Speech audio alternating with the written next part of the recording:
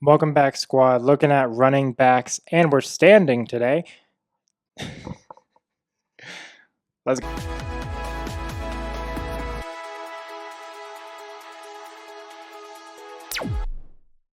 Welcome back, squad. Like I said, DeAndre Swift, Bhayshul, Tuten. Going to be an interesting one. Let's get into it. We'll start with Swift. He's going around running back 22 this year in that range-ish. Things that I like about him, he's on a good offense. He's got Caleb at quarterback. They're high-powered, explosive. Yeah, they lost DJ Moore, but that's not that big a deal in my mind. Swift finished at RB16 in points per game last season at the position. Manungai kind of came on after week 9, but Swift was still RB20 in points per game, so he didn't really drop that much. Swift had a 43% route share rate compared to Manungai, who was low 30s, maybe even high 20s. He wasn't crazy high compared to Swift. He was 13th in explosive run rate, 20th in missed tackle rate. He's an efficient, explosive runner. We love that. He had career highs in rushing yards and touchdowns. Here's what I don't like about him. He split up the goal line work with Manungai, each having around 18 carries in the goal line area, which is not great. He was on the field 58% of the time, which is around that James Cook range, which isn't the end of the world, but it means he has to be efficient. Manungai was in that 41% range, right? So there's that contrast of this is definitely not completely his field. It's more like a 60-40 split. While he had almost 14 and a half fantasy points a game, he only had around 3 targets a game, which is fine. It's not the end of the world by any means, but I don't see that getting any higher than where it currently is. With Swift, you kind of get what you pay for. I don't really see him going top 10. I don't see him finishing outside the top 30, right? So I think that range is pretty accurate for him. I think you're getting what you pay for, and that's kind of just what it is with Swift. Not a ton of upside, but not necessarily a ton of fall area,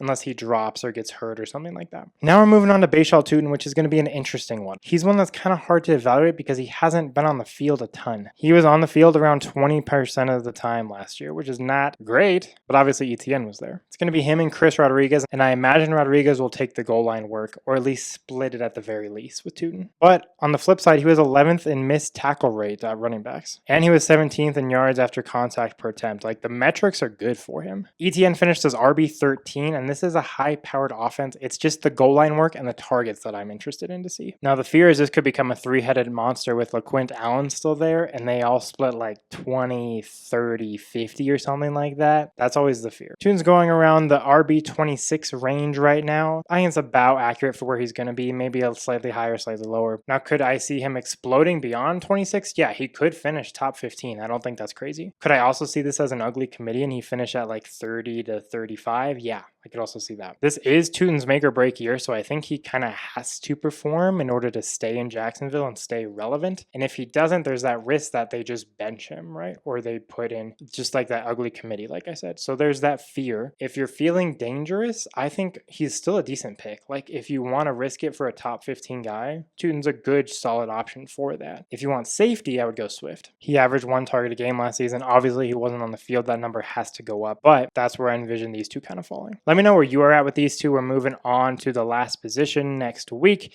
We will talk to you soon. Peace out.